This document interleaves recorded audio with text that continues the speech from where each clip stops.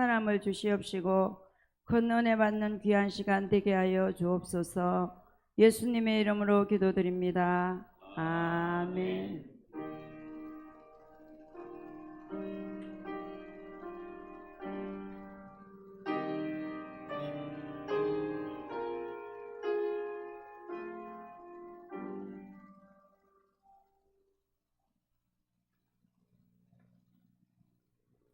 오늘 하나님의 말씀 마가복음 8장 11절에서 21절까지 말씀입니다. 마가복음 8장 11절에서 21절까지 말씀.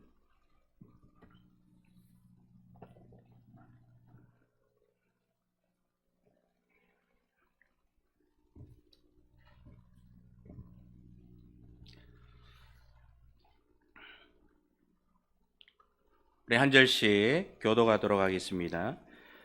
바리새인들이 나와서 예수를 힐난하여 그를 시험하여 하늘로부터 오는 표적을 구하거늘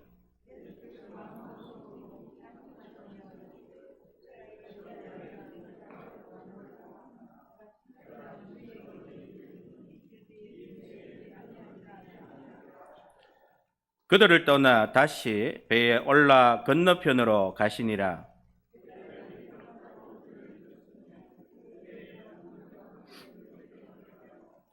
예수께서 경고하여 이르시되 삼가 바리새인들의 누룩과 헤롯의 누룩을 주의하라 하시니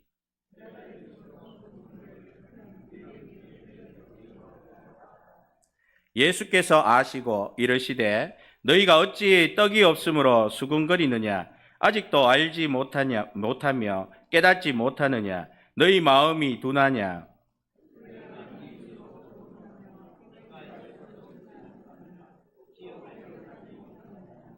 내가 떡 5개를 5,000명에게 떼어줄 때에 조각 몇 바구니를 거두었더냐 이르되 12이니이다.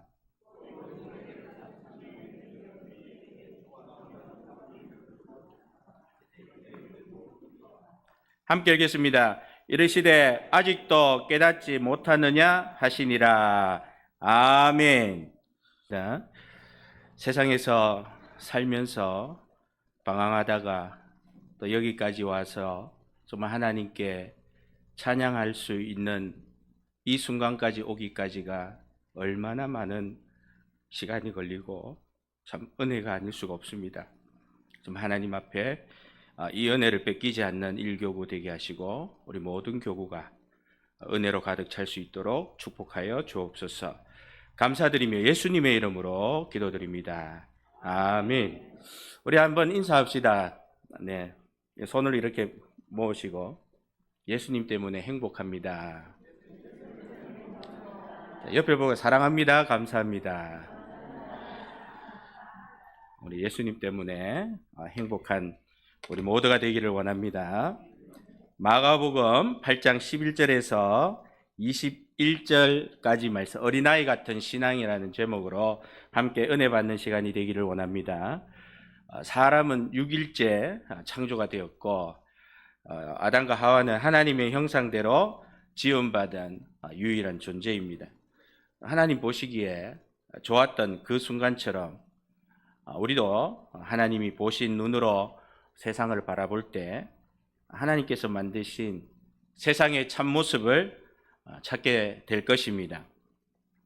어린아이는 부모의 보호 아래 성장하듯이 세상의 유혹에 물들지 않도록 보호방패 역할을 합니다. 어린아이는 부모에게 영육의 공급을 받아야 합니다. 어린아이가 할 수 있는 일은 부모의 보호 아래에서 신뢰와 사랑을 배우고 부모의 성품을 닮아 가듯이 하나님 양육 안에 있는 사람은 말씀과 기도로 하나님과 동행하며 그분의 인도와 보호를 받는 자를 의미합니다. 시편 23편 1절에는 여호와는 나의 목자시니 내가 부족함이 없으리로다. 우리는 아이입니다. 부모의 돌봄이 없으면 죽습니다. 양은 목자가 없으면 죽습니다. 양은 누웠다가 일어나면 살지만 혼자 못 일어나면 죽습니다. 잠언 3장 5절 6절에 너는 마음을 다하여 여호와를 신뢰하고 내 명철을 의지하지 말라. 그가 내 길을 지도하시리라고 말씀하고 있습니다. 어린아이는 부모에게 무조건적으로 의존합니다. 우리가 하나님의 양육 밖으로 나가면 지금 세상 사람들이 사는 삶으로 살아야지만 생존할 수가 있습니다. 또 우리는 세상 속에 살다가 이제 하나님의 양육 안으로 들어와서 그 양육의 그 속에서 우리는 살아가는 방법들을 하나님께 이제는 배워가고 닮아가고 알아가고 깨달아가고 이렇게 하기까지 우리 얼마나 많은 바쁜 시간을 가져야 할지 모릅니다. 그거 하기도 바쁩니다. 우리는 잠깐 한순간이라도 내버려 두면 제멋대로 가는 것이 우리 인간입니다. 이런 사람을 우리 하나님이 어떻게든 구원해 보려고 하는 것이 어떻게 불가능한 것에 가까울 수 있지 않을까 하는 생각을 늘 해봅니다. 나 자신만 보더라도 이런 자를 어찌 하나님이 써서 어떻게 해보겠나 하는 생각을 해보면 참 이 답이 없는 겁니다. 그럼에도 불구하고 우리 하나님은 한 명도 아니고 수십억의 인구들을 어떻게든 구원해 보시려고 오늘도 노력하시는 그 하나님 안에서 우리는 살아가고 있는 것입니다. 그렇게 살다가 이제 하나님의 양육 안으로 들어왔는데 여전히 양들이 각기 제 길로 가듯이 간다는 것입니다. 마태복음 18장 3절에서 4절 말씀 우리 한번 읽어보겠습니다. 이르시되 진실로 너희에게 이르노니 너희가 돌이켜 어린아이들과 같이 되지 아니하면 결단코 천국에 들어가지 못하리라. 그러므로 누구든지 이 어린아이와 같이 자기를 낮추는 사람이 천국에서 큰 자니라. 예수님의 말씀입니다. 예수님이 어린아이와 같은 신앙, 순수한 마음, 오직 어머니의 품에서 떠나면 죽는다, 이런 마음으로 살아가라는 것입니다. 내가 누군지 알아. 이것은 세상에나 할 수 있는, 세상에서나 통하는 그러한 것입니다. 하나님 안에 들어온 양들은 목자에게 의존하고 양이 잘 나봐야 양인 것처럼 성도가 잘 나와야 하나님 없으면 아무것도 아닌 것입니다. 길을 걸으면 우리 주위의 산책 중에도 관찰되는 환경을 바라보면서 영적 의미를 깨닫는 것, 정말 감동적이지 않습니까? 어찌 죄로 죄구덩이에 빠져 있던 인생이 저주에서 해방되어 세상을 바라보는데 이제는 그것을 세상을 바라보면서 하나님의 마음을 이해하게 되고 영적인 것을 파악하게 되는 것, 이걸 여러분들이 느낄 때마다 감동이 되어야 하는 것입니다. 자연 속에서 사람들의 다양한 복장, 표정, 요즘 또 반려동물들과 산책을 하는 모습들을 보게 되고 청각과 귀로서 들리는 발걸음 소리, 차량 소음, 카페에서 울려 퍼지는 음악, 그리고 벽에 그려진 그림들, 간판 디자인, 길거리 공연, 일상 속에서 우리는 예전에는 그것이 부럽고 그것에 그 속에 들어가고 했지만 이제는 그것을 보면서 영적인 적용을 할 수 있는 이러한 것은 하나님을 믿는 성도에게 내려진 엄청난 축복인 것입니다. 예수님은 바리새인들을 향해서 책망하는 오늘 본문 말씀입니다. 바리새인들은 모세오경 토라와 구전율법인 탈무드까지 철저하게 지키는 사람들입니다. 안식일을 규정할 때에 정결법을 세우고 11조를 세울 때에 더 강화시켜서 과도한 규칙으로 만들어가는, 지켜가려고 하는 그런 자들입니다. 바리새인들은 평민에서 학자까지 폭넓은 지지를 받으면서 성전이 파괴된 AD 70년 후부터 유대교의 중심을 이끄는 자들이 되었습니다. 바리새인들의 열정과 열심과 열정을 예수님께서는 외식이라고 그러면서 형식주의라고 아주 강하게 비판하셨습니다. 그리고 바리새인들은 부활을 믿고 천사를 믿었지만 정작 부활의 주인 되신 예수님과는 대립되어지는 교만한 자들이 되어버렸던 것입니다. 이 잘못된 신앙관으로 인한 열심을 내면 그 끝은 교만으로 가는 그런 것이 되고 가장 중요한 것을 얻지 못하게 되는 것입니다. 어린아이는 성경에서 순수한 믿음을 말합니다.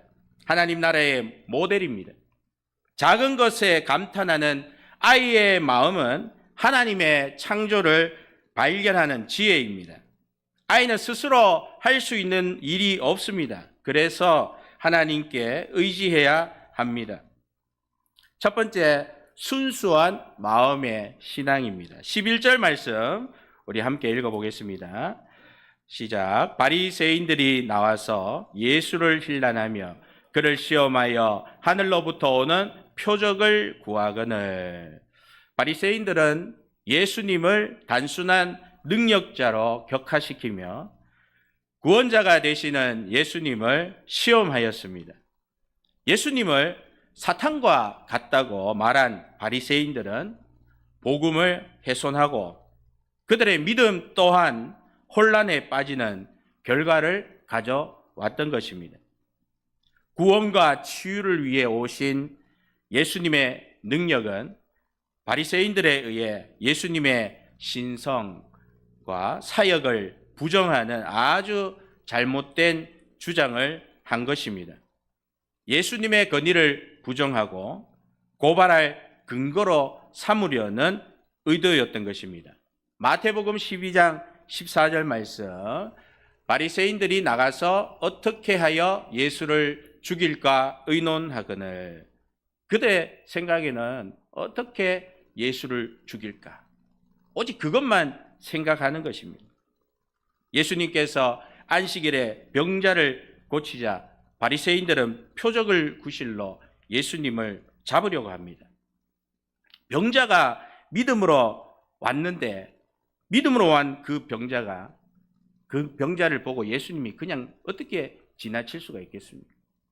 그것이 안식일이 되어도 우리 예수님께서는 믿음으로 낫는 그를 고쳐주시는 것입니다. 요한복음 11장 47절에서 48절 우리 함께 읽어보겠습니다. 이에 대제사장들과 바리새인들이 공회를 모으고 이르되 이 사람이 많은 표적을 행하니 우리가 어떻게 하겠느냐? 만일 그를 이대로 두면 모든 사람이 그를 믿을 것이요 그리고 로마인들이 와서 우리 땅과 민족을 빼앗아가리라 하니. 나사로를 살리신 예수님의 큰 표적을 본 후에도 바리새인들은 정치적인 그런 불안감을 내세워서 예수님을 고발하려고만 하는 그런 마음이 있는 겁니다. 아무리 많은 표적을 보여줘도 그들에게는 고발거리밖에 되지 않는다는 것입니다. 마태복음 27장 63절에서 64절 주여 저 속이던 자가 살아있을 때에 말하되 내가 사흘 후에 다시 살아나리라 한 것을 우리가 기억하노니 그러므로 명령하여 그 무덤을 사흘까지 굳게 지키게 하소서. 그의 제자들이 와서 시체를 도둑질하여 가고 백성에게 말하되 그가 죽은 자 가운데서 살아났다 하면 후의 속임이 전보다 더 클까 하나이다 하니. 제사장들과 바리새인들이 부활의 예언까지도 왜곡하는 이런 바리새인들은 정말로 우리 삶 속에서 우리가 생각할수록 정말 너무하다 할 정도로 그들의 마음에 예수님이 전혀 중요하지 않고 고소의 대상으로만 보여지는 것입니다. 본문 말씀 12절 한번 읽어주십시오.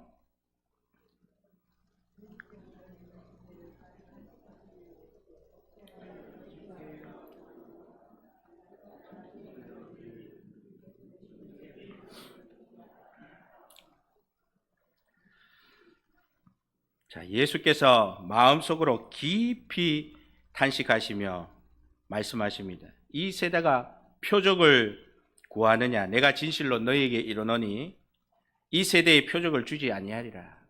그렇게 말씀하고 있습니다. 오늘 우리가 마음이라는 거 처음에 인사할 때도 예수님이 우리에게 행복한 마음을 주실 때에 그것이 진짜 행복한 것입니다.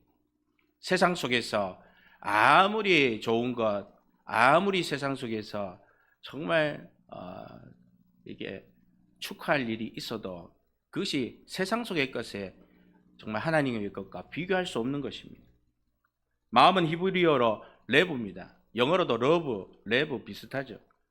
헬라어로는 카르디아입니다. 그래서 신명기 6장 5절에는 마음을 다하여 주님을 사랑하라 그렇게 얘기하고 있습니다.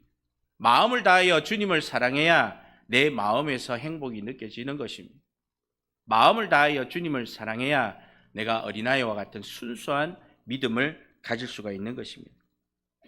사람의 인격이 마음에서 나옵니다. 전인적 헌신으로 내 인격을 다하여서 주님을 사랑하면 에스겔 36장 26절의 말씀과 같이 새 마음을 주리라고 말씀하고 있습니다. 여러분, 내가 전심을 다하여 내 인격을 다하여 우리 주님을 사랑하면 내가 하나님으로부터 이미 오래전에 창조되어 있던 그 마음, 새 마음을 우리는 공급받게 되는 것입니다. 마음은 기도와 열심으로 정결함을 유지하게 해줍니다. 그리고 영은 성령의 인도하심에 민감하게 반응합니다. 시편 84편 2절 우리 함께 보도록 하겠습니다. 내 영혼이 여호와의 궁정을 사모하여 쇠약하며 내 마음과 육체가 살아계시는 하나님께 부르짖나이다. 아멘. 우리의 영혼과 마음이 살아계신 하나님을 갈망하기를 축복합니다. 예수님이 이 땅에 오신 것은 표적을 행하여 지상 왕국을 세우려고 오신 것이 아닙니다.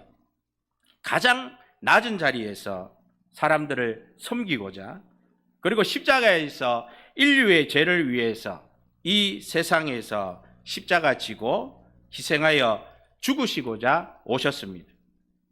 그런 예수님에게 표적을 보고 믿지도 않는 바리새인들은 또 표적을 보여달라고 hir난하며 시험하고 있습니다. 예수님은 바리새인을 향해 단호하게 그들의 요구를 거절하십니다. 우리가 믿는 예수님은 표적을 바라고 믿는 신앙이 아닙니다.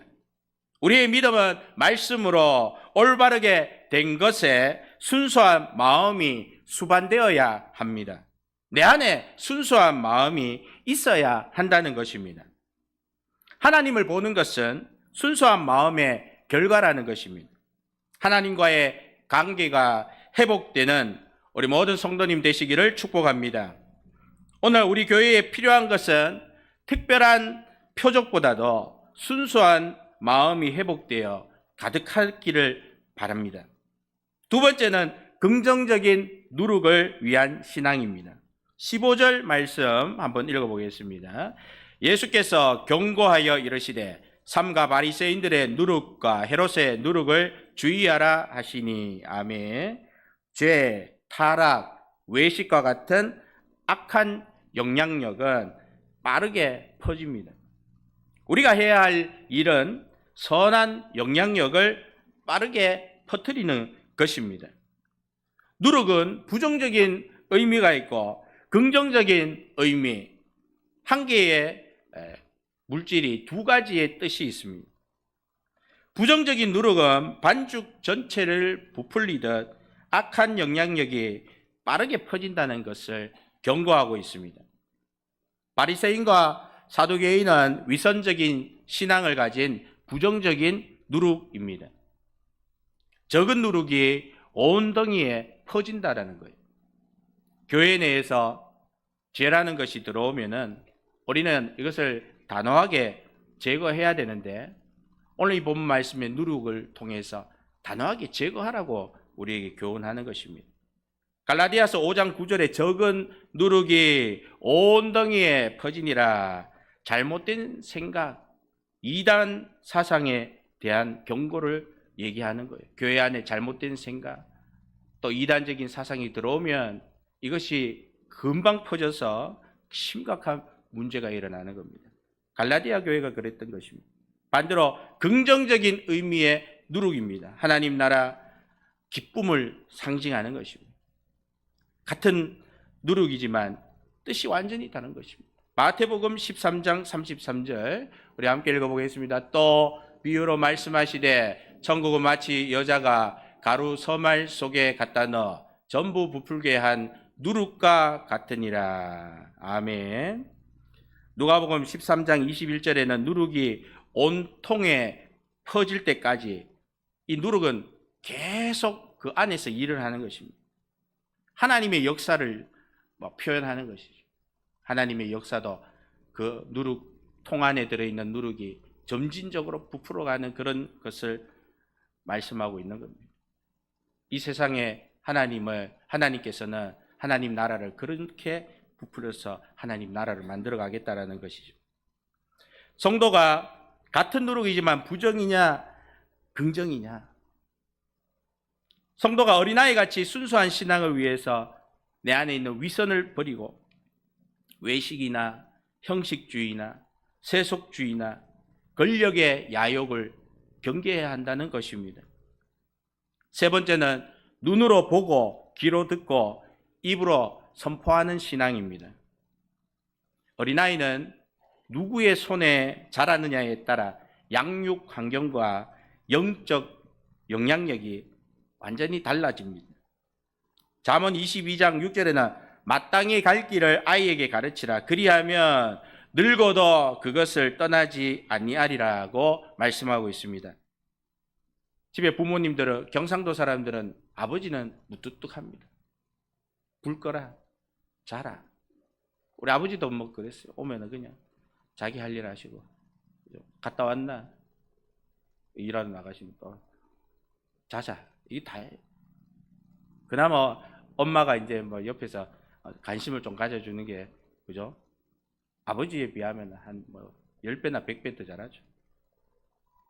그러니까는 아이는 엄마의 영향을 받을 수밖에 없고 아빠는 그냥 바라보는 해바라기입니다. 해바라기. 쳐다보고 열심히 부지런히 일하시나 안 하시나 그거 보면서 이제 동경하는 대상이 되는 거예요. 어린아이는 아버지 어머니의 진짜 정체성을 사실상 모릅니다. 아, 저 사람이 그저 태어나가지고 같이 살아보니까 아, 우리 아버지인가 우리 어머니가 이렇게 이제 하는 거지. 사실상 저분이 어떤 사람인지 어떤 생각을 가지고 있는지를 전혀 모르는 것입니다. 그러나 믿어야 되는 거예요. 그러나 그분의 말을 듣고 그분이 시키는 대로 하고 그분의 생각을 내가 따라야지만이 같이 살 수 있는 겁니다. 그러나 둘 중에 먹을 것을 우리는 선택합니다. 저분이 엄마인지 아빠인지 확인하려면 그래도 하나라도 더 주면 진짜 부모 아니겠어요? 남이 주겠습니까? 남 같으면 못 먹는 거 주고 남 같으면 그저 못할까 시키고 이러지만 내 부모라고 검증할 수 있는 거는 제일 맛있는 거 그래도 먹으라고 주고 제일 맛있는 거 해서 제공해 주니까 부모님이 맞다라고 생각은 하는 것입니다. 그래서 좋아하게 되고 계속 눈으로 보게 되고 그분의 말을 듣게 되고 입으로 더 달라고 말하게 되는 겁니다. 더 달라고 하면 더 주는 거예요. 달라 소리 안 하면요 알아서 주는 부모도 물론 뭐 있겠지만 어지간해서는 잘 안 줍니다. 할머니 손에 성장한 아이는 말투가 할머니 어투입니다. 본대로 들은 대로 입에서 나오는 겁니다. 가족들의 목소리가 다 비슷해요. 자녀들의 목소리는 대개 좋아하는 부모의 목소리를 담습니다. 저 아이가 엄마 목소리 좀 닮아 있으면 엄마를 좋아하는 거고 저 아이가 아빠 목소리가 들어가 있으면 아빠를 좋아하는 거예요. 신방 전화한다고 전화해보면 우리 중고등부 학생, 유초등부 학생이 있는 부모하고 전화해보면 애 목소리하고 똑같아요. 기가 막힙니다. 부모 목소리를 그대로 톤을 닮아가지고요. 가만 보면 애하고 전화하는 거지 엄마하고 전화하는 거지 헷갈릴 때가 있을 정도로 목소리가 비슷하다는 거예요. 듣는 것이 이렇게 중요합니다. 보는 것이 중요하고 같이 사는 것이 이렇게 중요한 것입니다. 예수님을 믿는 사람은 어린아이같이 예수님을 통해 하나님을 알게 됩니다. 그래서 하나님 성품이 입에서 나오게 됩니다. 오늘날 이 바쁜 현대 사회에 인간 중심이고 인간을 위한 편리한 것들이 셀 수 없이 많고 점점 사람들도 까탈스러워서 더 나은 성능에 더 나은 편리함에 살아가고 싶어서 그것을 찾고 있는 것입니다. 그러다 보니까는 마치 내가 세상의 주인이 된 것 같고 마치 내가 세상을 움직이는 것 같은 그런 착각에 빠지는 경우들이 많습니다. 더 편리하고 더 나은 것을 만들어내야 하는 기업은 살 길이 참 막막한 거예요. 그것을 개발하지 못하면 도태되고 그것을 개발하면 먹고 사는 거예요. 예수를 믿어도 우리 이 모든 것을 다 사용할 수가 있고 누릴 수가 있습니다. 그런데 예수님을 믿는 사람들은 발전된 이 세상을 바라보면서 하나님께 감사하며 산다는 것입니다. 이것이 다른 거예요. 여러분, 감사라는 거 여러분 얼마나 하고 계십니까? 여러분, 사실상 하나님을 믿지 않고 예수님을 믿지 않으면 감사할 일이 없습니다. 말이 감사합니다까지 뭐 감사할 일이 있어서 감사합니다라고 감사합니까? 사실 감사할 게 없어요. 사람과 사람. 내가 한 만큼 주어지는 것이고 내가 그 사람보다 2배로 더 해야 내가 한 개 받는데 받아놓고도 감사합니다. 감사. 여러분, 사람이 세상 속에서 살아갈 때에 감사할 것이 하나도 없습니다. 매일 욕합니다. 여러분, 하나님 없이 여러분 과거를 한 옛사람을 한번 생각해 보십시오. 여러분, 매일 욕합니다. 매일 욕하고 매일 불평하고 매일 짜증내고 매일 질투하고 그러다 보면 화가 나면 막 죽는다고 혼자서 발버둥을 치는 겁니다.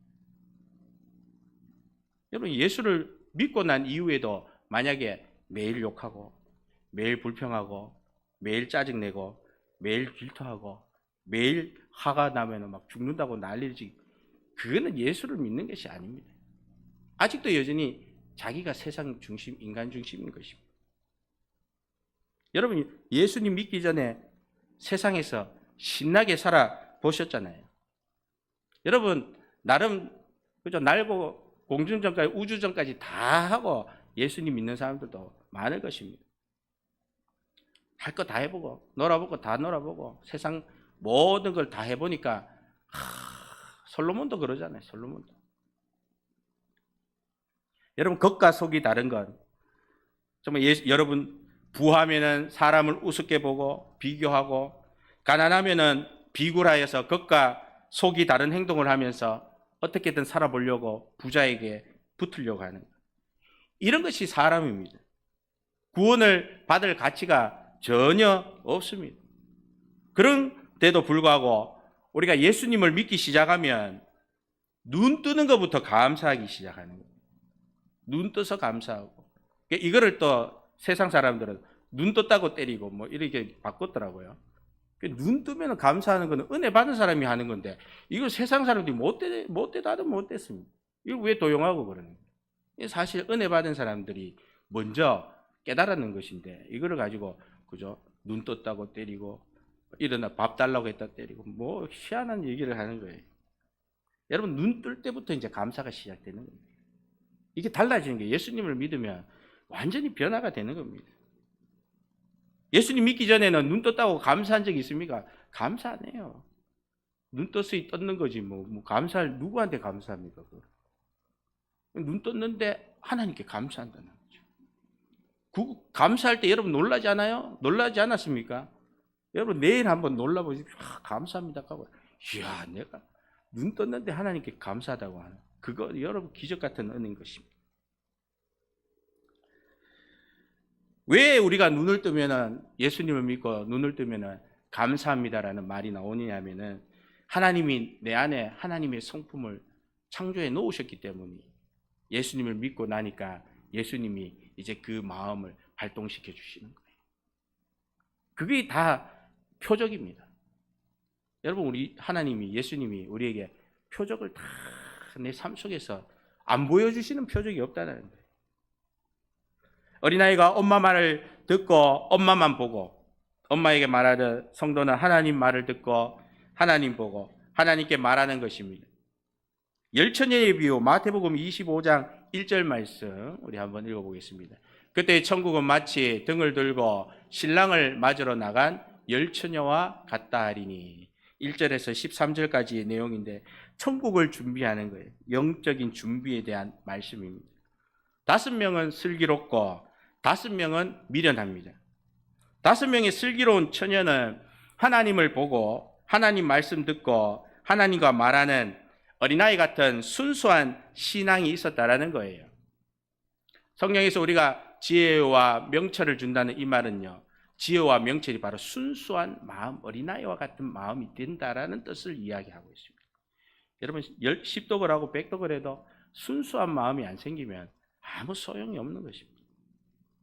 그런 5명은 자기 자신만 생각하고 자기 혼자 중얼거리고 자기가 듣고 싶은 것만 듣고 시간도 안 지키고 없으면 옆에 사람 것 얻어서 쓰면 된다라는 자기만의 생각에 사로잡혀 있습니다.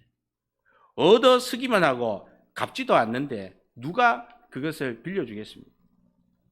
10명 중에 5명은 순수한 믿음으로 늘 깨어있지만 5명은 세상 중심이고 인간 중심의 생각으로 사로잡혀 있어서 하나님에 대한 관심이 없는 자들입니다. 여러분, 관심이 없는 자들, 하나님. 그러니까 자기 마음대로 준비해가 온 거예요. 기름하고 등을 준비하라고 하면 2개 다 준비하고 기다려야 되죠.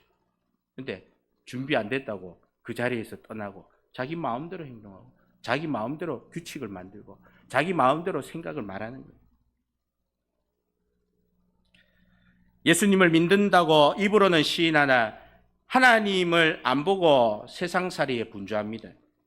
하나님의 말씀을 안 듣고 세상 소리에 관심이 많아요. 하나님을 향하여 기도하지도 않고 자신에게 필요한 사람을 모으는 것에 소리내기 바쁘다라는 겁니다. 이것이 미련한 5명, 영적인 장애를 가진 사람이라고 말할 수 있는 겁니다. 여러분, 우리가 기도하자고 하면은 기도하자는 말 뜻을 모르는 분들도 많습니다. 여기는 우리 교회는 없지만 다른 교회 가면요, 기도하자고 여러분 기도해 봅시다. 말귀를 못 알아듣는 분들이 많아요.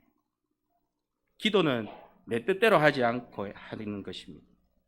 하나님의 뜻을 기다리는 것입니다. 하나님 나라의 일을 내가 무슨 수로 열심히 한다고 그 하나님의 어마무시한 일을 내까지 있게 할 수 있겠습니까? 불가능합니다. 내 힘으로는 도저히 할 수 없는 거예요. 그걸 내 힘으로 하겠다고 내가 가지고 있는 전 재산을 털어도 그거는 할 수 없는 것이 내 힘으로는 안 되는 겁니다. 그러나 하나님이 하라고 명령하고 하나님이 보여주면은 그 일을 위해서 계획을 추진하고 기도할 수 있는 것입니다. 여러분, 우리는 돈으로 폼 잡으려고 그러고 멋부리려고 뭔 일을 하려고 앞장서려고 그런 사람들이 얼마나 많은지 모릅니다. 성도는 보이는 것을 믿는 것이 성도가 아니라 보이지 않는 것을 믿고 가는 것이 성도입니다. 바울이 아시아 지역 터키에서 전도하려고 했습니다. 사도행전 16장 6절에서 7절 말씀 같이 읽겠습니다. 성령이 아시아에서 말씀을 전하지 못하게 하시거늘 그들이 부르기아와 갈라디아 땅으로 다녀가 무시아 앞에 이르러 비두니아로 가고자 애쓰되 예수의 영이 허락하지 아니하시는지라. 누구의 영이 허락하지 않아요? 예수의 영. 니 왜 그렇게 나대냐? 니 왜 그렇게 탱크처럼 니 혼자 움직이냐? 그런 말이에요. 기도도 하지 않고 전도하니까 되는 줄 알고 계속 예전에 했던 그 방식으로 하는 겁니다. 또 오다를 받아야 돼요. 또 명령을 받아야 돼요. 새로 전도 나가려고 하면 어디로 가야 될지 어떻게 해야 될지 하나님이 도와주지 않으면 죽는 것입니다. 죽어도 순교가 아니라 그냥 자기 멋대로 하다가 그냥 죽는 거예요. 사도행전 16장 9절에서 10절 밤에 한상이 바울에게 보이니 마게도냐 사람이 하나가 서서 그에게 청하여 이르되 마게도냐로 건너와서 우리를 도우라 하거늘 바울이 그 한상을 보았을 때 우리가 곧 마게도냐로 떠나기를 힘쓰니 이는 하나님이 저 사람들에게 복음을 전하라고 우리를 부르신 줄로 인정함이라. 밤에 뭘 봤다고요? 환상이 봤다. 환상이. 여러분, 이게 하나님이 보여주시는 응답인 것입니다. 기도할 때에 기도가 이것이 기도인 것입니다. 유럽, 빌립보로 방향을 빨리 전환할 수 있는 것. 고집을 피우지 않습니다. 하나님이 보여주시고 시키면 그 시키는 대로 빨리 움직이는 것입니다. 마태복음 6장 10절에 내 뜻이 아닌 주의 뜻을 구하는 것입니다. 우리의 열정과 열심을 내 뜻이 잘못되었다면 주님의 뜻에 따르는 속도 전환이 필요합니다. 이러한 기도로 하나님의 일들을 세워가는 우리 점천 신혼교회 되기를 축복합니다. 마지막으로 기적을 경험하는 신앙입니다. 예수님은 수많은 기적을 제자들에게 경험하게 해주었습니다. 베드로는 잠깐이지만 무리를 걸어보았고 물이 변하여 포도주가 된 것을 연회에 참여한 자들이 마심으로 최고의 포도주임을 그들은 고백하는 것을 우리는 말씀으로 알게 됩니다. 지금도 하나님께서 주변에 기적을 일으키고 계십니다. 세계에서 가장 큰 교회가 1, 2위가 우리나라에 있습니다. 제가 크다고 좋다는 것이 아니라 그 큰 교회를 만들기 위해서 어떤 환상을 보고 어떻게 기도를 했길래 그 큰 교회를 만들 수 있었던가라는 것을 이야기하고자 합니다. 큰 교회를 짓기 전에 그것이 실제로 있다고 믿었을 것입니다. 그렇게 구했을 때에 그것이 가능한 것입니다. 보이지 않던 교회가 수십 년 뒤에 보이는 교회가 되는 겁니다. 저는 주변에 예수님 믿기 전에는 괴롭히던 사람들이 많았습니다. 그래서 예수님 믿기 전에는 일일이 다 싸워보고 능력도 안 되면서 막 해봤는데요. 힘에 버거워요. 매일 분내고 매일 짜증내고 교회는 다니지만은 예수님이 없으니까는 뭐 정체성이 아무것도 없는 겁니다. 교회 다니면 뭐합니까? 예수님이 없는데.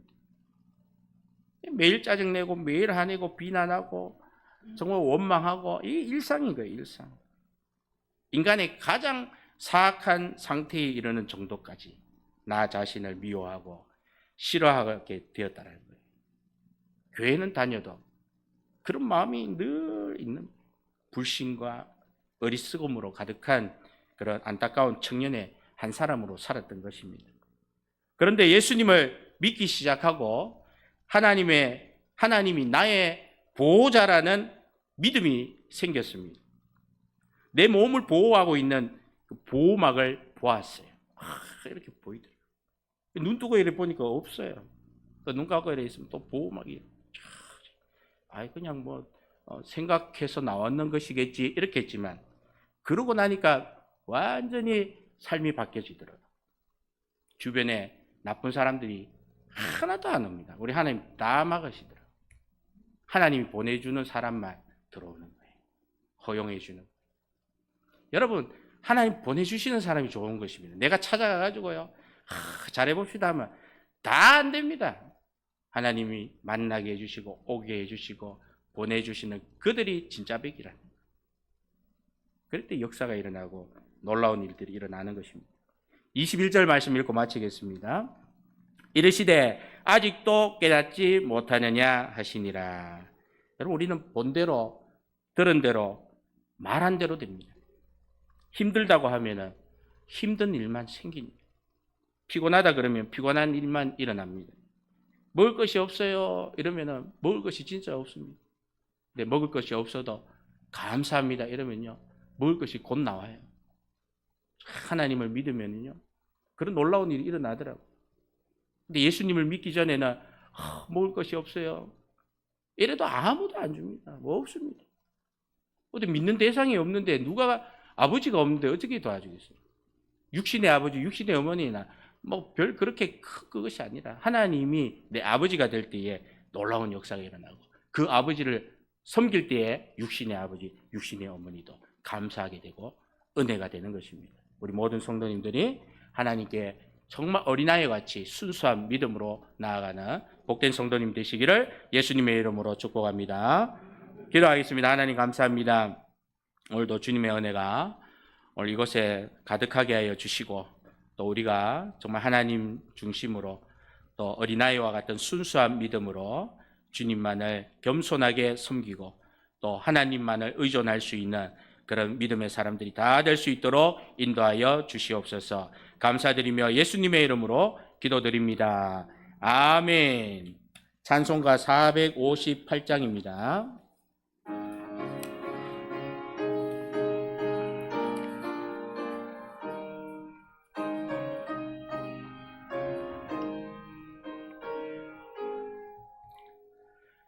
너희 마음에 슬픔 가득할 때 주가 위로해 주시리라. 아침 해같이 빛나는 마음으로 너 십자가 지고 가라. 참 기쁜 마음으로 십자가 지고 가라. 내가 기쁘게 십자가 지고 가면 슬픈 마음이 위로받네.